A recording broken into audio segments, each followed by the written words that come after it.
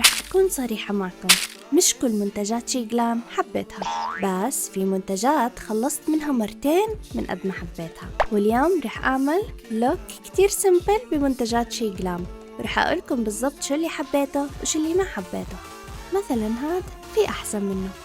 أما بالنسبة للهايلايتر كتير حبيته لأنه أعطى لمعة كتير رهيبة. بالنسبة لهاي الباليت بتنحط بالشنطة بكل سهولة، هذا أحلى إشي فيها. أما اللمعة بتجنن على الشفايف. شوفوا كيف النتيجة، لا جد حبيته. هاي المسكارة أول مرة رح أجربها، صراحة انصدمت، أحلى من المسكارة اللي قبلها. بالنسبة إلي المسكارة اللي قبلها حلوة بس هاي أحلى. بالنسبة إلي البلاشر اللي على الشمال هو اللي بحبه أكتر من البلاشر اللي على اليمين. وباي ذا واي هاي المرة الثالثة بستخدم نفس الكونسيلر. الفاونديشن رهيب، ملمسه ناعم والتغطية بتجنن. بس هذا الديلي لوك تبعي.